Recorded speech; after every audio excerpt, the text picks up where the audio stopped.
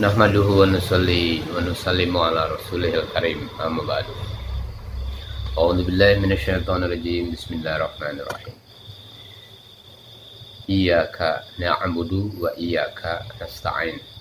Engkaulah yang kami sembah dan engkaulah tempat kami memohon pertolongan.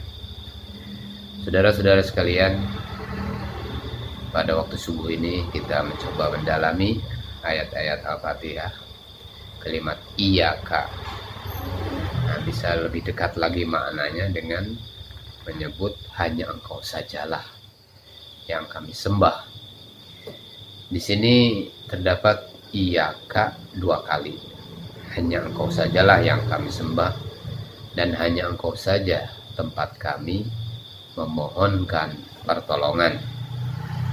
Kata na'budu kita artikan kami sembah, dan nasta'inu kita artikan tempat kami memohon pertolongan. Kalau ada lagi kata lain dalam bahasa kita yang lebih mendekati maksud yang terkandung di dalamnya, nah, bolehlah kita usahakan juga. Sebab dalam hati sanubari kita sendiri pun terasa bahwa arti itu belum juga tepat benar, meskipun sudah mendekati. Kata na'budu berpangkal dari kalimat ibadat, dan nasta'inu berpangkal dari kalimat isti'anah. Nah, lebih murnilah kita rasakan maksudnya kalau kita sebut ibadat saja, karena meskipun telah kita pakai arti dalam bahasa kita, yaitu sembah atau kami sembah, namun hakikat ibadat hanya khusus kepada Allah Subhanahu wa Ta'ala. Sedangkan dalam bahasa kita kalimat sembah itu terpakai juga kepada raja, misalnya di Sumatera Barat, di Minang. Kalau ahli-ahli pidato adat itu menyambut pidato sambutan secara adat, mereka namanya juga sembah menyembah. Jadi kalau kita artikan hanya kepada engkau kami beribadat, nah barangkali lebih tepat. Apatah lagi kalimat ibadat itu pun telah menjadi bahasa kita. Kalimat isti'anah pun menghendaki keterangan yang panjang. Kalau menurut bahasa saja, apabila kita meminta tolong kepada seorang teman, menyampaikan pikiran kita kepada anak kita di tempat yang jauh, atau meminta tolong misalnya mengangkat lemari karena terlalu berat mengangkat sendiri, ini dalam bahasa disebut isti'anah juga. Padahal yang demikian tidak terlarang oleh agama. Kita bukakan hal ini untuk mengetahui betapa sukarnya menerjemahkan dari satu bahasa ke bahasa yang lain, terutama lagi bahasa agama, terutama lagi bahasa Arab di dalam Al-Quran yang turun sebagai wahyu ilahi, wahyu dari Allah SWT. Makanya kita menguatkan pendapat sebagian besar ulama agar di samping kita melihat terjemahan, kita baca tafsir, maka tidak boleh tidak, hendaklah kita asli tulisan Arabnya dibawakan supaya orang lain yang mengerti dapat menyesuaikan maknanya dengan aslinya. Di dalam ayat ini bertemu kita dengan tujuan. Dengan ayat ini menyatakan pengakuan bahwa iyyaka na'budu wa iyyaka nasta'in. Hanya kepada engkau, kepadanya saja kita memohon pertolongan. Wa iyyaka nasta'in. Tiada kepada yang lain. Nah, sebagaimana telah kita maklumi bahwa Allah Subhanahu wa Ta'ala ini Allah Subhanahu wa Ta'ala yang menciptakan, Allah Subhanahu wa Ta'ala yang memelihara. Nah, dia Allah Subhanahu wa Ta'ala juga Rabbun. Sebab itu dia adalah ilah. Tidak ada ilah yang lain melainkan dia. Oleh karena dia yang mencipta dan yang memelihara, maka hanya dia Allah Subhanahu wa taala yang patut disembah. Yang pantas disembah ini hanya Allah, yang lain tidak pantas. Adalah satu hal yang tidak wajar kalau dia Allah Subhanahu wa taala menjadikan, memelihara, lalu kita menyembah kepada yang lain. Oleh sebab itu maka ayat daripada surat Al-Fatihah ini memperkuat lagi ayat yang kedua. Alhamdulillahirabbil alamin, segala puji-pujian bagi Allah pemelihara dari sekalian alam. Nah, hanya dia yang patut dipuji. Karena hanya dia sendiri yang menjadikan dan karena dia sendiri yang memelihara alam. Tidak ada sekutu. Tidak bersekutu dengan yang lain. Alhamdulillah, di atas didahulukan menyebutkan bahwa yang patut menerima pujian hanya Allah, sebab hanya dia Allah Subhanahu wa taala yang menciptakan, Allah Subhanahu wa taala yang memelihara alam. Sedangkan pada ayat iyyaka na'budu ini lebih dijelaskan lagi, hanya kepadanya, kepada Allah Subhanahu wa taala dihadapkan sekalian persembahan dan ibadat, sebab hanya dia sendiri saja, tidak bersekutu dengan yang lain yang memelihara alam ini. Maka mengakui bahwa yang patut disembah sebagai ilah hanya Allah Subhanahu wa taala. Ini dinamai tauhid uluhiyah. Dan mengakui yang patut untuk memohon pertolongan sebagai Rabbun hanya Allah. Nah, ini dinamai tauhid rububiyah. Saudara-saudara sekalian, untuk misal yang mudah tentang tauhid uluhiyah dan tauhid rububiyah ini ialah seumpama kita ditolong oleh seorang teman, dilepaskan dari satu kesulitan. Tentu kita mengucapkan terima kasih kepadanya. Adakah pantas kalau kita ditolong misalnya oleh Syekh Ahmad, lalu kita mengucapkan terima kasih kepada Syekh Hamid?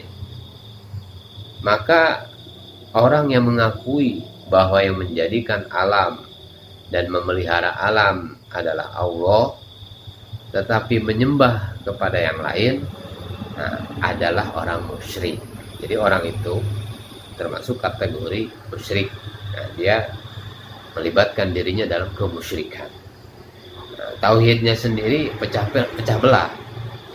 Jadi menerima nikmat dari Allah, mengucapkan terima kasihnya kepada selain Allah, kepada Ghairullah, kepada berhala. Nah, sekarang tentang arti ibadat.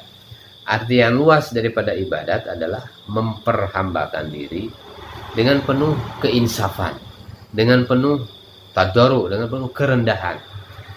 Dan dipatrikan lagi oleh cinta, mahabbah. Kita mengakui bahwa kita hamba Allah SWT, budaknya. Ya. Kita tidak akan terjadi kalau bukan dia yang menjadikan. Kita beribadah kepadanya disertai oleh roja, yaitu pengharapan akan kasih dan sayangnya, cinta yang hakiki, tidak terbagi pada yang lain. Sehingga jikapun kita cinta kepada yang lain, ini hanyalah karena yang lain itu nikmat dari Allah Subhanahu wa taala. Nah, misalnya kita mencintai anak dan istri, harta dan benda, atau kita mencintai tanah air, misalnya tempat kita dilahirkan, ataupun yang lain-lain, semuanya itu adalah karena perkara itu adalah nikmat dari Allah Subhanahu wa taala. Tidak dapat kita mencintai yang lain langsung di samping mencintai dia.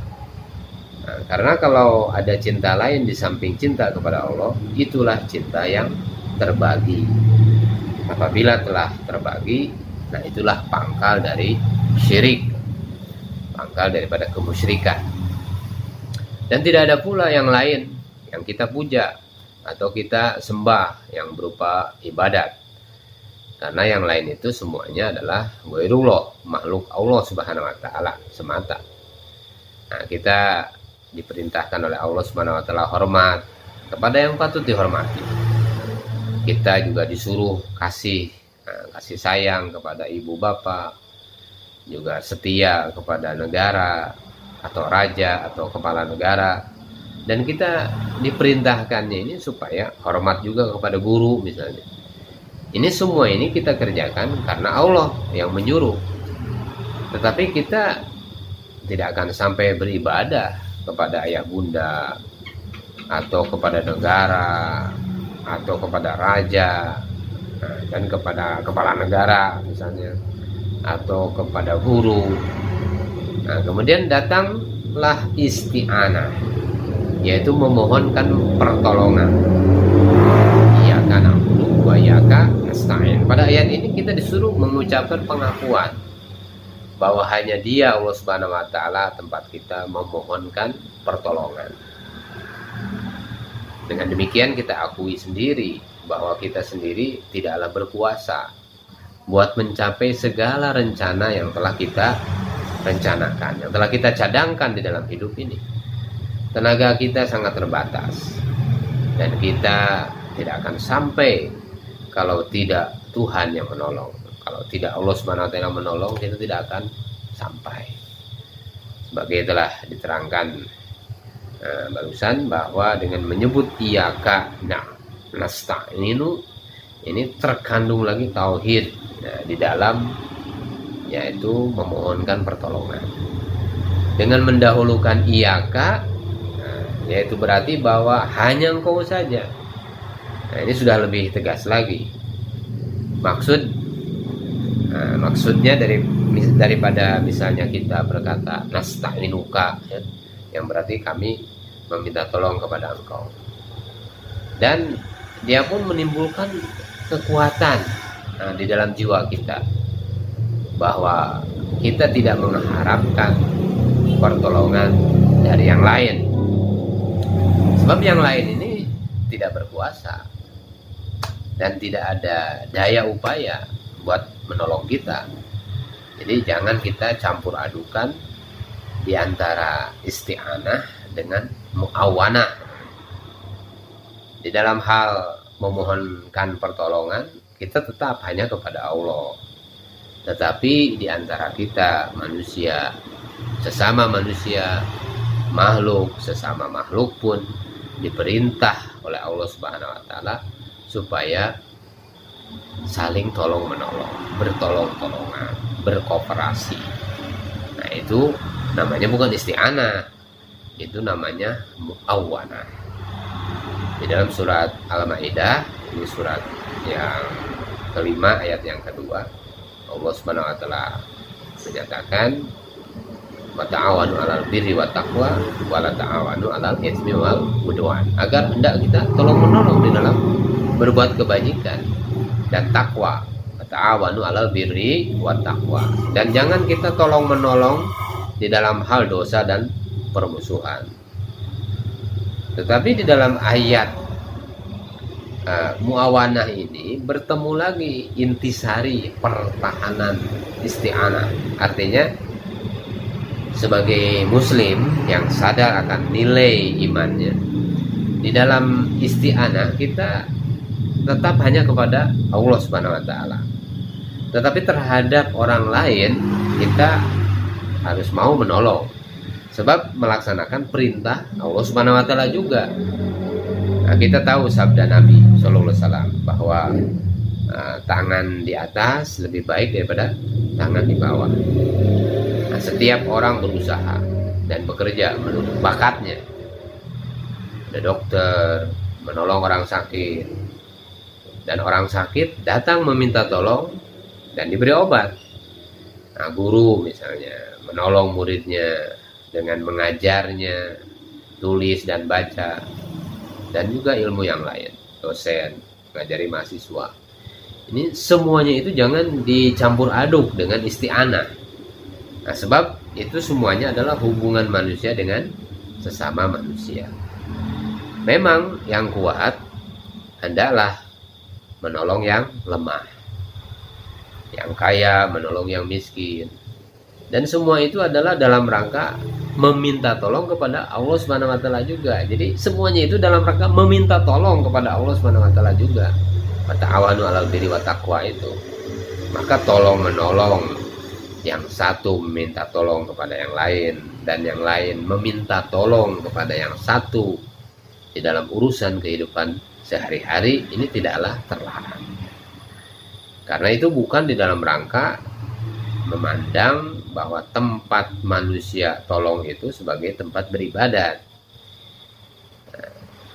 Di atas manusia yang tolong menolong itu ada lagi kekuasaan tertinggi yang memutuskan dengan mutlak, ya, dan maha kuasa memberikan ataupun menahan, melangsungkan atau menggagalkan. Nah, itulah kekuasaan Allah Subhanahu wa taala. Kekuasaan Tuhan. Yang kekuasaan Allah Subhanahu wa taala meliputi akan seluruhnya. Kepada Allah Subhanahu wa taala kita bersama sesudah bertolong-tolongan sesama kita, memohonkan petunjuk, memohonkan diberi kekuatan, dihasilkan yang dicita-cita, dituntun sebaik-baiknya kepada yang baik dan kepada yang benar. Jadi tauhid dengan jalan isti'anah ini membangkitkan kekuatan pada diri sendiri supaya langsung berhubungan dengan Allah Subhanahu wa taala yang menjadi sumber dari segala kekuatan. Memohonkan pertolongan pada Allah bukanlah kelemahan, tetapi di sanalah terletak kekuatan. Hanya orang yang bodoh saja yang mengaku bahwa dirinya sanggup berbuat segala yang dia kehendaki. Adapun orang yang berilmu, maka ilmunya itulah yang menunjukkan kepadanya bahwa dia tidak sanggup mengetahui segala-galanya. Berkali-kali kita merencanakan suatu hal, kita memprogramkan suatu hal, maka setelah dimulai menjalankan rencana itu, di tengah jalan kita bertemu hal-hal yang sama sekali tidak ada di dalam rencana kita. Nah, mengertilah kita bahwa ada kekuatan tertinggi yang di luar dari kemampuan kita. Taruhlah kita dapat mengatasi dengan meminta tolong kepada orang lain bersama manusia, tetapi kelak nanti akan ketahuan pula ada lagi kekuatan tertinggi yang oleh bersama pun tidak dapat diatasi. Maka lantaran itu selalulah kita mengingat bahwa tempat memohon pertolongan yang tertinggi adalah Allah Subhanahu wa taala. Dialah Tuhan yang namanya Ar-Rabb. Memohon pertolongan dengan dasar tauhid itulah yang masuk akal. Saudara-saudara sekalian yang dimuliakan Allah Subhanahu wa taala. Sebab itu tidaklah kita memohon pertolongan misalnya kepada kuburan seorang guru atau orang alim yang kita pandang keramat, atau meminta tolong kepada selain Allah, kepada berhala, atau meminta tolong kepada keris pusaka.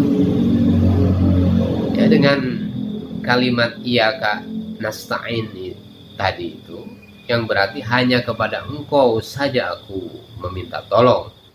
Ini jelas bahwa kita tidak akan meminta pertolongan kepada yang lain dengan cara demikian. Sebab yang lain itu tidak masuk akal, tidak logik bahwa dia dapat menolong. Saudara-saudara yang dimuliakan Allah Subhanahu wa taala. Jadi ayat ini diikuti lagi oleh ayat berikutnya. Iyyaka na'budu wa iyyaka nasta'in. Kemudian ihdinas shiratal mustaqim. Tunjukilah kami jalan yang lurus. Nah, meminta ditunjuki, meminta dipimpin supaya tercapai jalan yang lurus. Saudara-saudara sekalian, kalau kita melihat keterangan ulama, juga setengah daripada ahli tafsir, perlengkapan menuju jalan yang lurus yang dimohonkan kepada Allah itu, ini pertama katanya al-irsyad, Artinya agar dianugerahi kecerdikan dan kecerdasan, sehingga bisa membedakan yang salah dengan yang benar.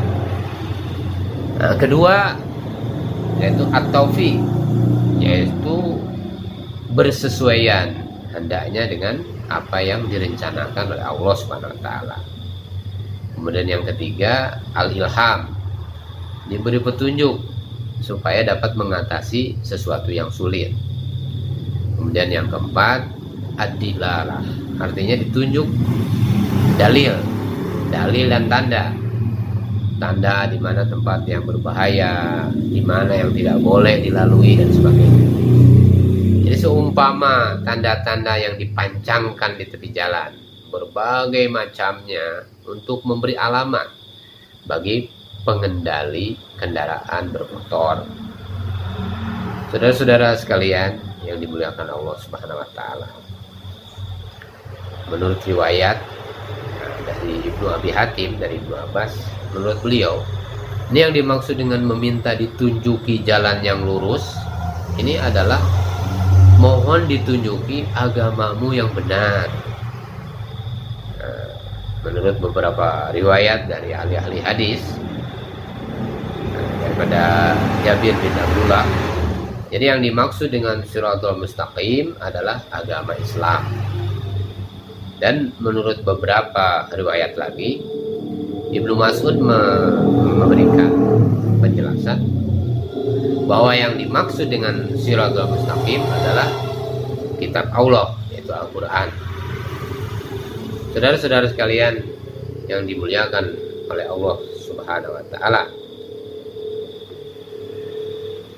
Kemudian ada sebuah hadis Rasulullah SAW, diriwayatkan daripada An-Nawas Ibnu Sam'an.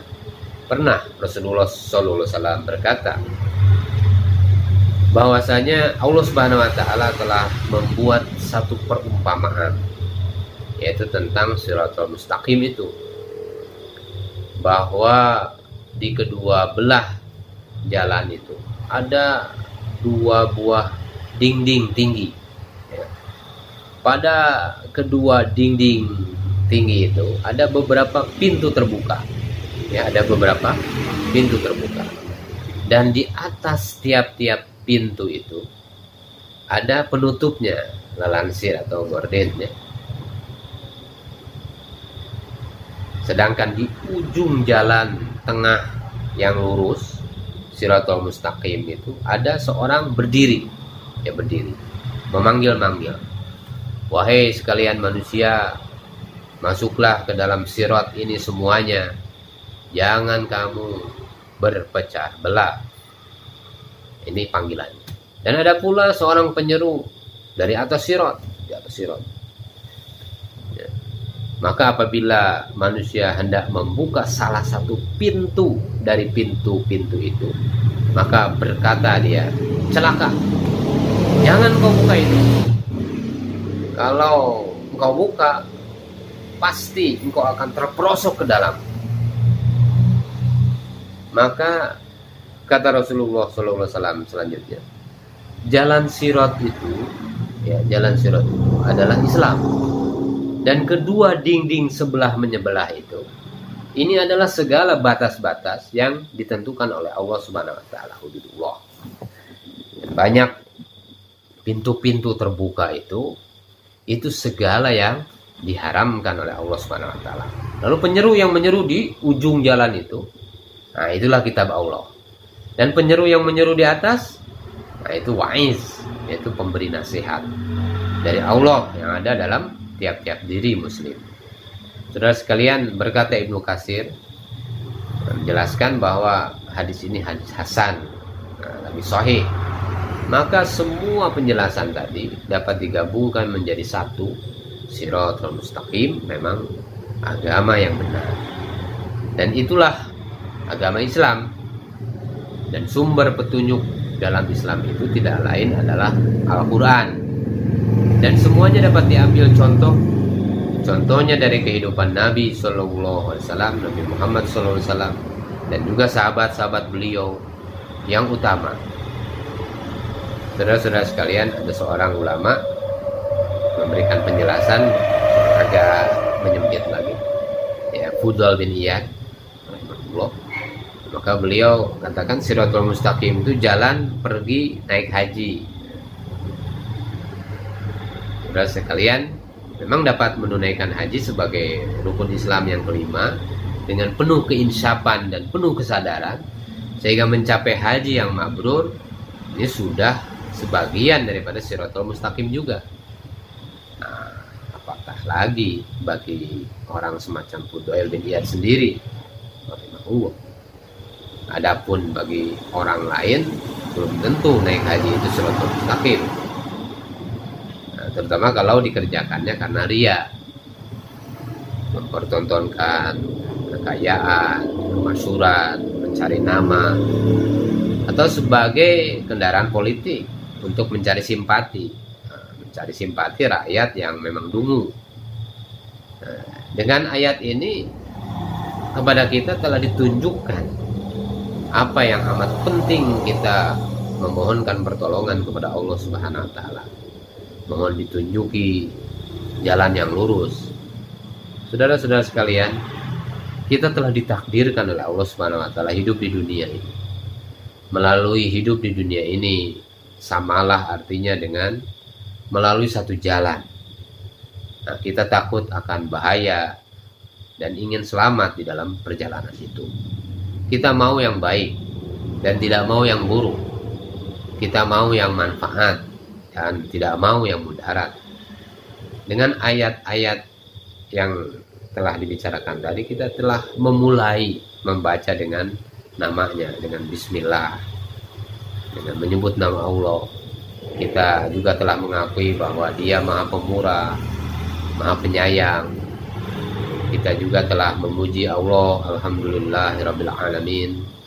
Kita telah memuji Allah sebagai Tuhan pemelihara, pendidik sekalian alam. Dan kita telah mengakui bahwa kekuasaan Allah Subhanahu wa taala meliputi dunia dan akhirat.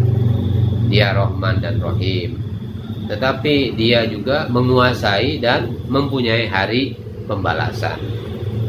Oleh karena itu, saudara-saudara sekalian, semuanya kita telah menyerah kepada Allah Subhanahu wa taala. Serahkan diri kita kepada Allah Subhanahu wa taala, kepada Allah Subhanahu wa taala saja, tidak kepada yang lain.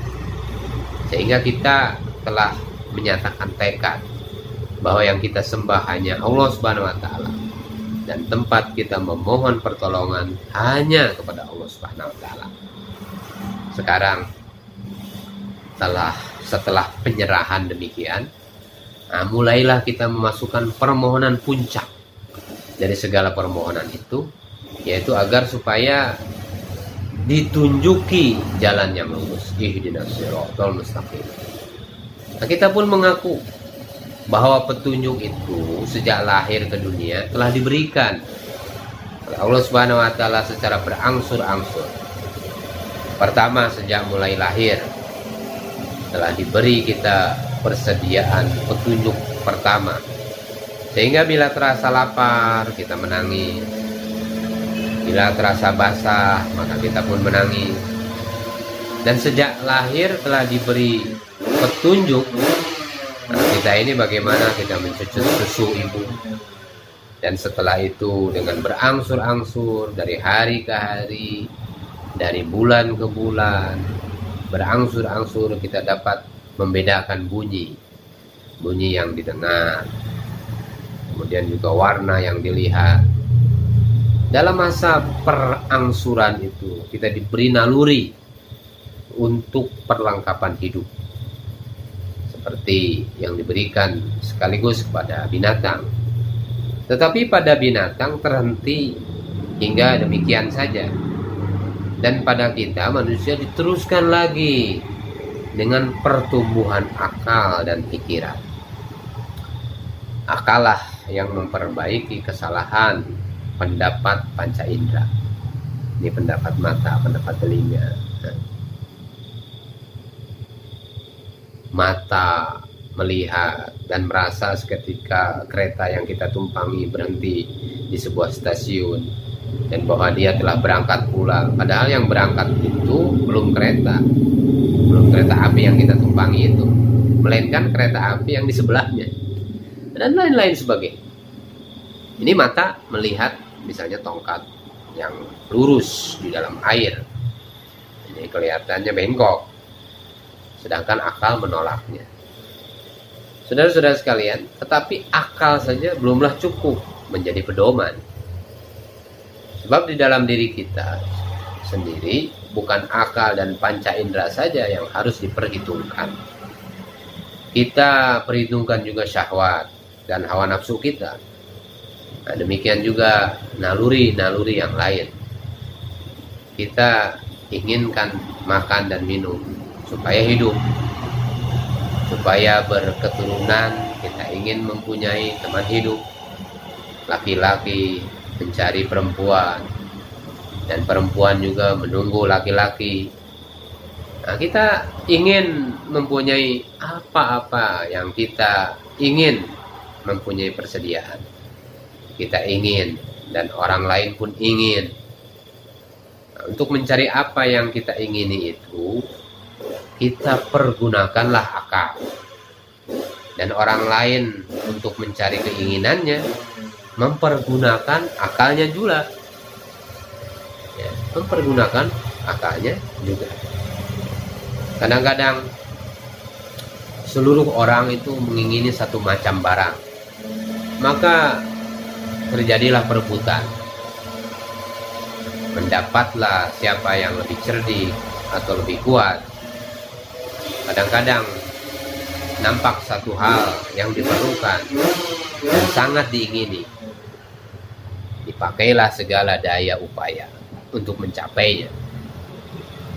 Kemudian setelah didapat, ternyata membawa celaka pada diri. Ada hal yang pahit mulanya dan manis ujungnya. Ada juga yang sebaliknya, yang pahit akhirnya, manis di awalnya. Dengan demikian, maka pengalaman manusia menunjukkan bahwa akal saja tidak cukup untuk mencapai keselamatan. Akal saja tidak cukup untuk mencapai kebahagiaan. Mesti ada tuntunan terhadap akal itu sendiri. Nah, itulah hidayah agama. Oleh karena itu, Rasul-Rasul Allah diutus dan kitab-kitab wahyu diturunkan. Rasul-Rasul dan kitab-kitab wahyu itu diutus dan dikirim oleh Allah Subhanahu wa taala, Tuhan sarwa sekalian alam, Maha Pencipta, Maha Pemelihara. Dengan perantaraan Rasul itulah Allah Subhanahu wa taala mengatakan bahwa di belakang hidup yang sekarang ini ada lagi hari akhirat.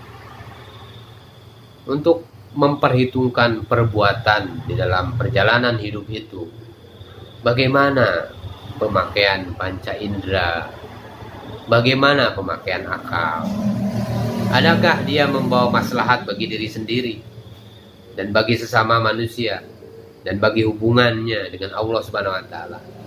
Nah, itulah saudara-saudara sekalian yang kita mohonkan kepada Allah Subhanahu wa taala agar kita ditunjuki jalan yang lurus itu. Saudara-saudara sekalian, menurut pelajaran ilmu ukur ruang geometri, ini garis lurus. Nah, ini adalah jarak yang paling dekat di antara dua titik. Maka di dalam Shirathul Mustaqim yang kita mohonkan ini, dua titik itu adalah yang pertama titik kita sebagai hamba, dan yang kedua titik Allah sebagai Tuhan kita. Nah, kita berjalan menuju Allah Subhanahu wa taala, berjalan menuju Dia. Nah, kita datang dari Allah Subhanahu wa taala, mau atau tidak mau, namun kita adalah dari Allah Subhanahu wa taala. Kemudian menuju Allah Subhanahu wa taala dan bersama Allah Subhanahu wa taala. Oleh karena banyaknya rintangan, maka kerap kali kita lupa akan hal ini. Atau ada mengetahui tetapi tidak tahu jalan mana yang akan ditempuh. Kadang-kadang disangka sudah jalan lurus itu yang ditempuh, padahal sudah berbelok kepada yang lain. Kita memohon kepada Allah Subhanahu wa taala agar Allah Subhanahu wa taala sendiri menunjuki kita jalan yang lurus itu, sehingga sampai dengan cepat kepada yang dituju, dengan membuang-buang waktu pada usia yang hanya sedikit, melengah-lengahkan diri, merencah-rencahkan dan terperosok ke jalan yang lain. Maka yang diminta adalah agar seluruh kepribadian kita yang mengandung akal, nafsu, syahwat, perasaan, kemauan, ini terkumpul menjadi satu di dalam petunjuk hidayah Allah Subhanahu wa taala. Nah, inilah puncaknya permohonan yang tadi dalam ayat yang kita bacakan telah kita nyatakan bahwa hanya kepada Engkau saja iyyaka na'budu wa iyyaka nasta'in. Hanya kepada Allah Subhanahu kita memohonkan pertolongan. Kita tidak hendak meminta kepada selain Allah, kepada benda-benda. Kita tidak hendak meminta rumah bagus, kekayaan melimpah, dan lain-lain hal yang remeh. Kita memohon pokoknya, yaitu hidayah, petunjuk.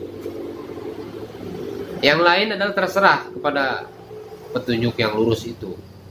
Kalau petunjuk jalan lurus itu tidak diberi, walaupun yang lain hal yang remeh diberikannya, maka yang lain itu besar kemungkinan akan mencelakakan kita. Kemudian permohonan petunjuk jalan yang lurus itu dijelaskan lagi, jalan yang lurus itu yang bagaimana? Siratal ladzina an'amta 'alaihim, yaitu jalan orang-orang yang telah Engkau kurniai, telah anugerahkan nikmat atas mereka. Saudara-saudara sekalian yang dimuliakan Allah Subhanahu wa taala, kita telah mendengar berita bahwa terdahulu dari kita Allah Subhanahu wa taala telah pernah mengaruniakan nikmatnya kepada orang-orang yang telah menempuh jalan yang lurus itu. Sebab itu maka kita mohon kepada Allah Subhanahu wa taala agar kita ditunjukkan pula jalan itu, jalan yang lurus itu. Telah ada para nabi alaihi salatu wassalam, para rasul-rasul yang diutus oleh Allah Subhanahu wa taala. Dan telah ada juga orang-orang yang menjadi syahid, dan telah ada pula orang-orang yang soleh, alladzina an'amta 'alaihim minan nabiyyin was-siddiqin wasyuhada'i was-sholihin. Semuanya dikaruniai bahagia oleh Allah Subhanahu wa taala karena menempuh jalan itu. Nah, bekasnya kita rasakan dari zaman ke zaman. Oleh sebab itu maka kita mohonkan pula agar kepada kita diberikan pula hidayah, petunjuk, supaya kita menempuh jalan itu dengan selamat. Inilah yang kita mohonkan dengan isti'anah kepada Allah Subhanahu wa taala, dengan berdoman kepada Al-Qur'an. Kita memohonkan ditunjuki kiranya kami mana yang benar, karena yang benar ini hanya satu, tidak berbilang. Metode atas rencana yang benar di dalam menegakkan akhlak, di dalam menegakkan budi bahasa, dalam menegakkan pergaulan hidup, filsafat, ekonomi, perekonomian, iktisad, kemudian masyarakatan, ijtima, dan juga siasah dalam politik dan sebagainya. Sebab jalan di atas dunia ini terlalu banyak simpang siurnya. Jangan sampai kita ini menjadi datuk segala iya, atau segala pucuk aru yang mudah dicondongkan angin kemana dia berkisar. Nah, minta ditunjuki jalan tengah yang lurus, yang tidak menghabiskan tenaga dengan sia-sia, dengan percuma. Arang habis binasa, besi binasa. Kami memohon, pimpin kiranya kami ke jalan itu, jalan bahagia yang pernah ditempuh oleh manusia-manusia yang Engkau cintai dan mencintai Engkau, yang menegakkan jalan terang di dunia ini. Sekali-kali bukanlah kami meminta kulit nikmat, jadi bukan kulitnya saja nikmat. Di luar kelihatan menang, padahal di batin kalah. Di luar kelihatan mewah, padahal jiwa kering, jiwa yang gersang. Karena tidak pernah disirami oleh air hujan hidayah-Mu ya Allah. Kami tidak memohonkan yang demikian. Kami yang mohon kepada Engkau ya Allah adalah nikmat yang kekal abadi, nikmat yang menjadi suluh kami di dalam hidup di dunia ini, penerang, bekal yang akan kami menghadap Engkau di akhirat, diliputi oleh ridho Engkau ya Allah. Saudara-saudara sekalian yang dimuliakan Allah Subhanahu wa taala, apabila Allah Subhanahu wa taala telah menganugerahkan nikmat ridho-Nya kepada seseorang hamba, tercapailah olehnya puncak kebahagiaan jiwa di dalam hidup yang sekarang ini. Permulaan dari ridho Allah itu adalah bila mana telah tumbuh di dalam jiwa kita ini keinsapan beragama, menjadi Islam yang berarti berserah diri, menyerahkan diri dengan sukarela kepada Allah SWT, dan iman yang berarti kepercayaan yang penuh. Islam dan iman yang menimbulkan ihsan, yaitu bekerja terus memperbaiki dan mempertinggi kualitas daripada jiwa kita. Maka timbullah nur di dalam jiwa, cahaya yang memberikan sinar kepada kehidupan.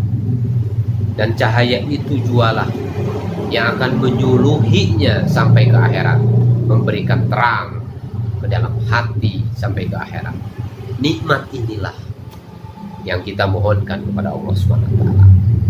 Tercapai hendaknya oleh kita kehidupan seperti halnya kehidupan para nabi, rasul-rasul dan syuhada dan sholihin itu. Karena kalau nikmat itu telah datang, telah tercapailah oleh kita kekayaan yang sejati. Dengan kekayaan itu, kita tidak merasa takut lagi menghadapi hidup dan segala tanggung jawab. Wala takhafu wa la tahzanu antumul a'laun. Bahkan mereka pun tidak gentar menghadapi maut. Sebab maut hanyalah perkisaran sejenak daripada hidup fana kepada hidup yang abadi, kepada hidup yang khulud. Berapa banyaknya orang yang mati menjadi korban karena menegakkan iman kepada Allah, namun jejak kebenaran yang mereka tinggalkan diwarisi, dipusakai oleh anak cucu. Bukan jalan mereka yang dimurkai oleh Allah Subhanahu wa taala, bukan jalan mereka yang dimurkai atasnya. Ghairil maghdubi alaihim. Siapakah yang dimurkai oleh Allah? Nah, itulah orang yang telah diberi kepadanya petunjuk, telah diutus kepadanya rasul-rasul, telah diturunkan kepadanya kitab-kitab wahyu, namun dia masih saja memperturutkan hawa nafsu.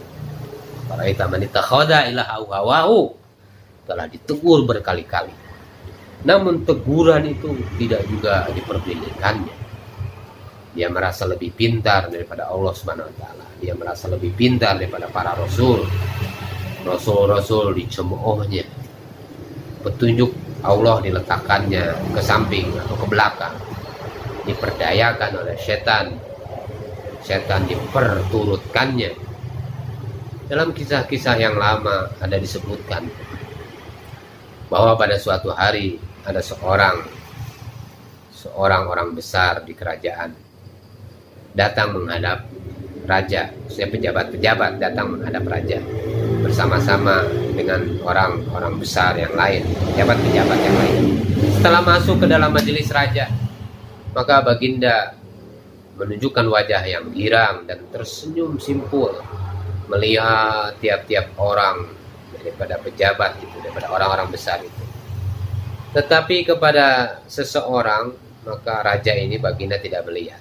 Entah karena lupa, entah karena sibuk.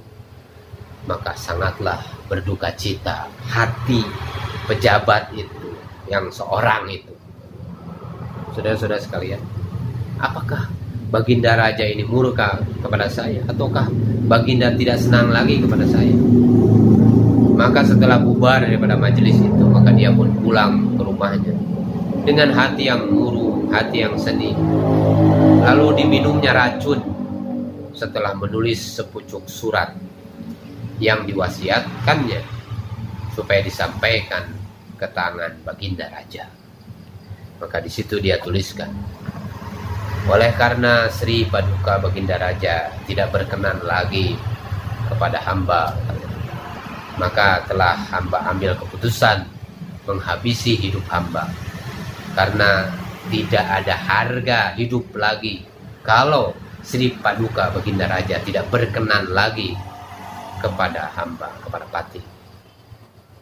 Nah, telah saya ambil keputusan menghabisi hidup hamba, karena tidak ada harga hidup lagi kalau Sri Paduka Baginda Raja tidak senang lagi melihat hamba. Nah, begitulah saudara-saudara, perasaan orang yang berkhidmat kepada raja apabila dia merasa bahwa rajanya ini tidak senang lagi kepada dia.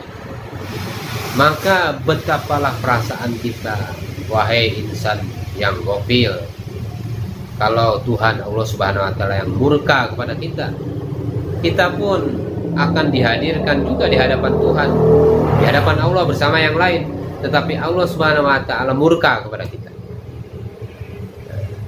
Bagaimana perasaan kita, bagaimana sikap kita? Dan Allah Subhanahu wa Ta'ala berfirman, memang ada orang yang tidak akan diajak cakap oleh Allah Subhanahu wa Ta'ala pada waktu itu karena murkanya.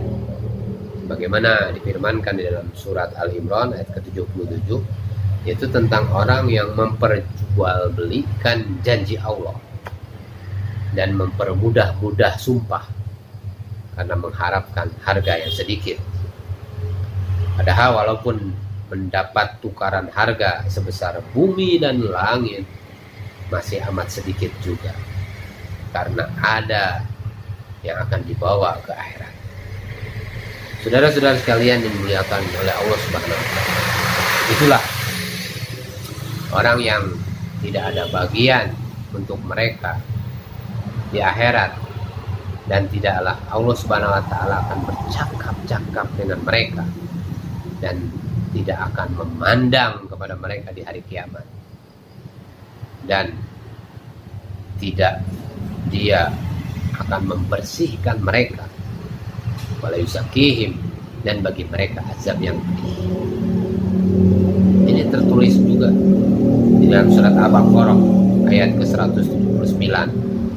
Tidak diajak cakap oleh Allah, tidak dipandang oleh Allah. Seakan-akan Allah Subhanahu wa Ta'ala dalam bahasa umum itu membuang muka apabila berhadapan dengan dia. Nah, begitulah nasib orang yang dimurkai oleh Allah Subhanahu wa Ta'ala.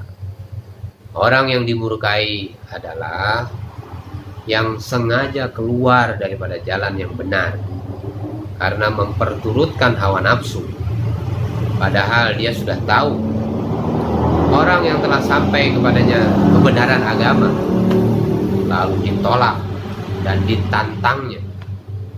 Dia tidak berpegang kepada kebenaran, dia lebih berpegang kepada pusaka nenek moyang, walaupun dia telah tahu bahwa itu tidak berat. Maka siksaan azab yang akan dideritanya, ghairil maghdubi alaihim waladhdallin, dan bukan pula jalan mereka yang sesat. Kita mohon petunjuk kepada Allah, jalan yang lurus, dan juga bukan jalan mereka yang sesat.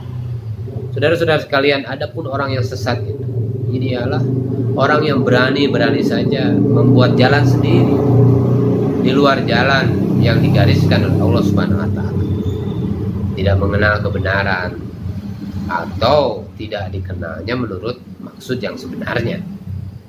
Sebagaimana telah kita kenal pada beberapa pembahasan tentang kepercayaan akan adanya Allah, sampai orang-orang Arab mengkhususkan nama Allah buat Tuhan yang Maha Esa. Di sini telah kita maklumi bahwa kepercayaan kepada Tuhan telah ada dalam lubuk jiwa manusia. Tetapi kepercayaan tentang adanya Allah itu belumlah menjadi jaminan bahwa orang itu tidak akan sesat lagi. Di Eropa ini pernah ada timbul satu gerakan bernama deisme dengan dasar penyelidikan akal murni. Mereka mengakui bahwa Tuhan itu memang ada, tapi tidak mau percaya akan adanya Rasul, tidak mau percaya akan adanya wahyu, tidak mau percaya akan adanya hari akhirat. Maka mereka dengan kepercayaan akan adanya Allah itu saja sudah cukup. Agama tidak perlu lagi. Tentang ketuhanan, ahli filsafat terbagi kepada dua golongan. Yang satu golongan spiritualis, dan yang kedua adalah golongan materialis. Nah, golongan yang percaya adanya yang gaib, terutama Tuhan, yang hanya percaya kepada benda saja, ini sudah nyata tersesat. Yang percaya ada Tuhan saja tetapi tidak percaya akan adanya syariat yang diturunkan Allah dengan mengutus nabi-nabi dan menurunkan wahyu, nah itu pun tersesat. Sebab penilaian mereka tentang adanya Tuhan pun berbagai ragam. Sehingga ada aliran panteisme yang mengatakan bahwa seluruh yang ada ini adalah Tuhan belaka. Atau juga politeisme, yaitu yang mengatakan Tuhan itu berbilang, Tuhan itu banyak. Saudara-saudara sekalian yang dimuliakan Allah SWT, orang-orang yang telah mengaku beragama pun bisa juga tersesat. Kadang-kadang karena terlalu taat di dalam beragama, lalu ibadahnya ditambah-tambah daripada yang telah ditentukan di dalam syariat, sehingga timbul apa yang disebut dalam literatur agama disebut bid'ah. Disangka masih dalam agama, padahal sudah mulai terperosok keluar, sudah mulai melenceng keluar. Ada sebuah hadis yang sahih dirawikan oleh Abdullah bin Humaid dari Ar-Rabi bin Anas.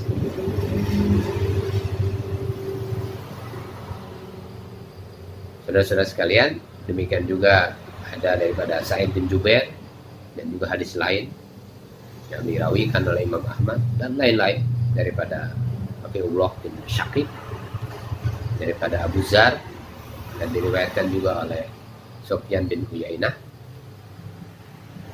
daripada Ismail bin Abu Khalid, bahwa seketika orang bertanya kepada Rasulullah SAW tentang siapa yang dimaksud dengan orang-orang yang sesat.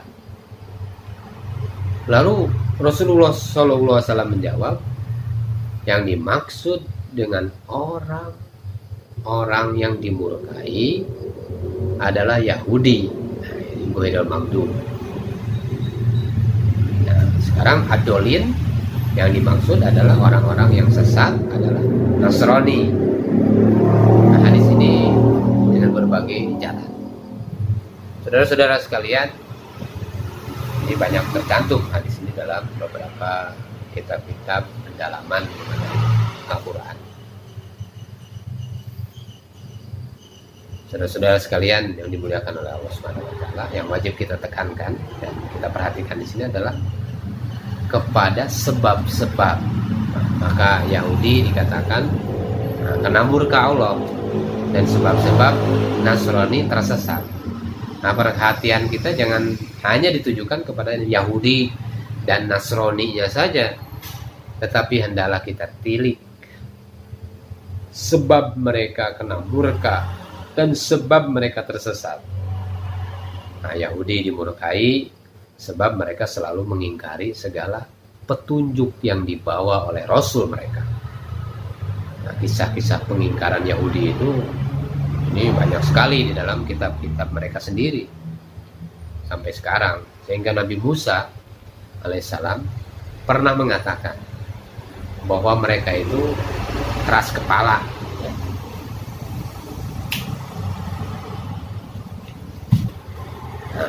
keras tengkuk,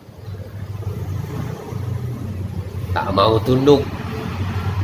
Sampai mereka membunuh nabi-nabi. Sebab itu Allah Subhanahu wa taala murka.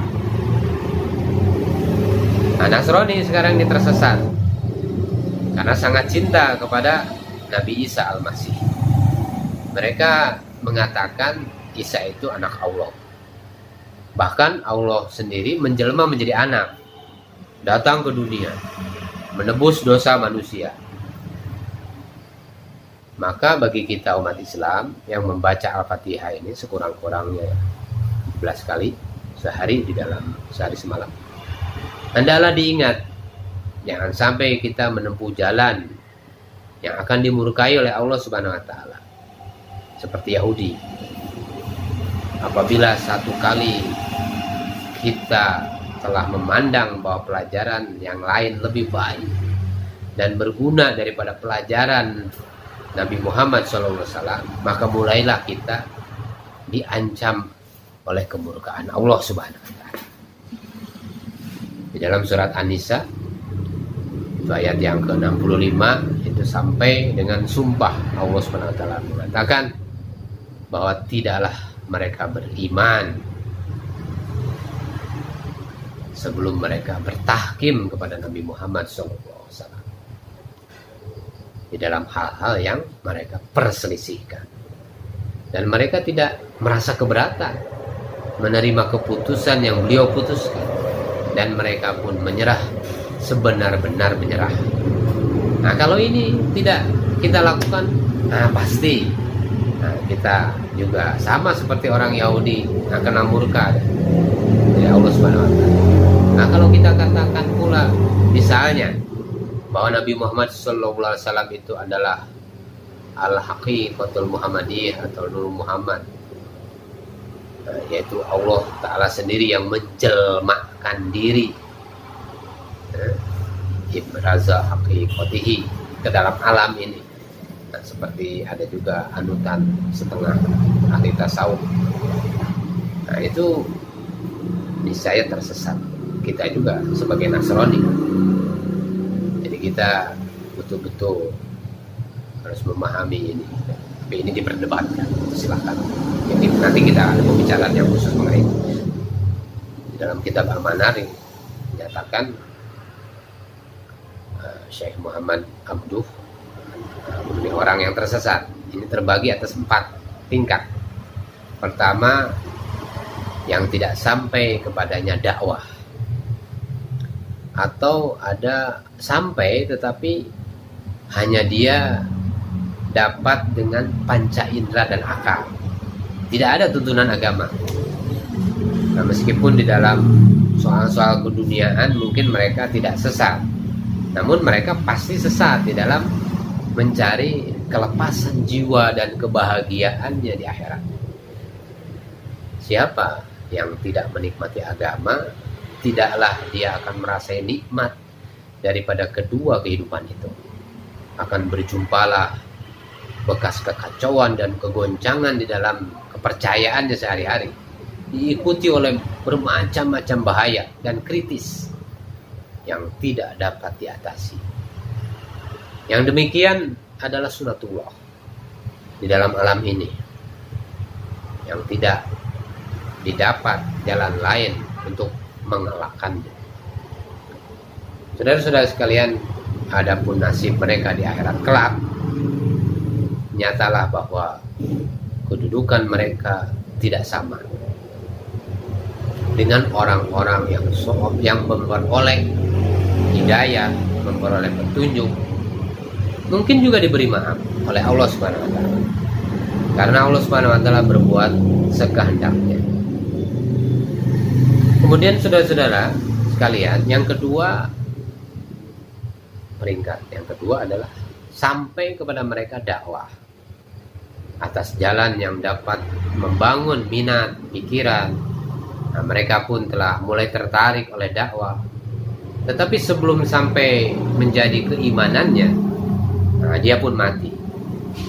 Nah, bagian ini terdapat pada orang-orang, seorang dalam satu bangsa, tidak umum, sehingga tidak ada kesannya kepada masyarakat banyak.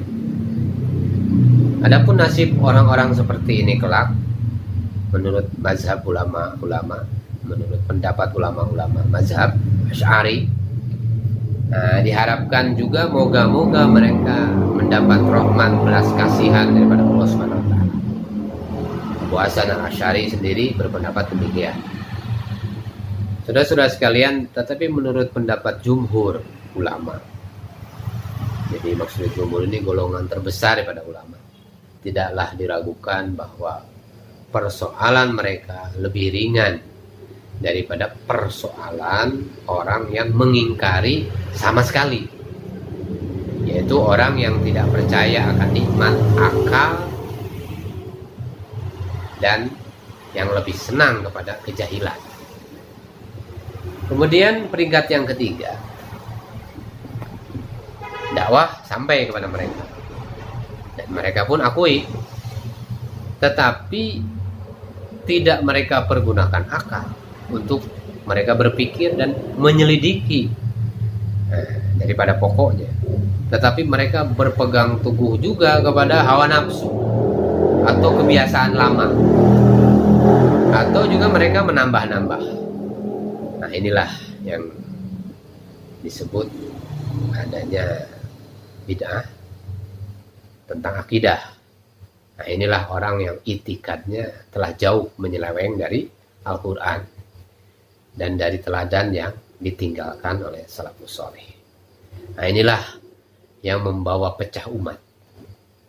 Kemudian peringkat yang keempat adalah yang sesat di dalam beramal. Nah, ini juga ada yang sesat di dalam beramal. Jadi peringkat kesesatan atau memutar-mutar hukum daripada maksud yang sebenarnya, memutarbalikkan. Nah, seumpama orang yang dia berusaha supaya jangan sampai dia mengeluarkan zakat. Alhamdulillah, tadi kameranya sempat mati, jadi kita lanjutkan lagi. Tadi sudah sampai di mana pembahasannya? Yaitu kalau tidak salah mengenai peringkat kesesatan menurut pandangan daripada Ustadz Muhammad Abduh. Saudara-saudara sekalian, ada peringkat kesesatan yang keempat, yang sesat di dalam beramal atau memutar-mutar hukum, memutarbalikkan hukum dari maksud yang sebenarnya. Seumpama orang yang dia mempermainkan zakat lah, supaya jangan sampai dia mengeluarkan zakat.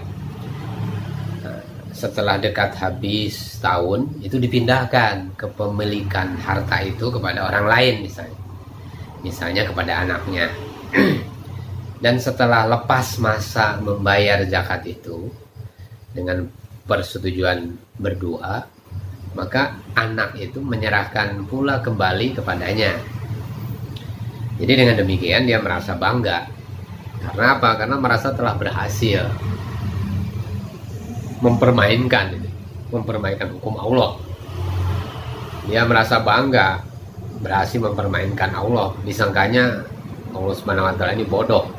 Pada Allah melihat, mendengar, mengetahui kesesatan mereka. Ini kesesatan orang-orang ini itu timbul dari kepintaran otak. Nah, bukan hanya timbul daripada kepintaran otak, tapi sebenarnya batinnya kosong daripada iman. Nah, diruntuhkan agamanya, tapi dia sendiri sebetulnya hancur. Nah, inilah pengertian kesesatan adolin menurut pembagian daripada Ustadz Imam Muhammad Abduh. Jadi saudara-saudara sekalian, kalau sudah sampai kepada derajat yang keempat itu, meskipun umat tadi masih kelihatan beragama itu pada kulitnya, masih kelihatan merek Islam, mungkin nama Islam, ya, nama-namanya nama Islam, tapi ya, atau mungkin tempatnya diberi tanda hijau di dalam peta negerinya sebagai negeri Islam. Ya samalah artinya dengan agamanya sudah tidak ada lagi, karena di situ sudah tidak memperdulikan agama. Nah, akan beruntunlah kecelakaan menimpa daripada umat itu, bencana-bencana datang. Kecuali apabila datang pembaharuan. Nah, mereka ikut kepada ulama. Ada juga ulama yang membangkitkan.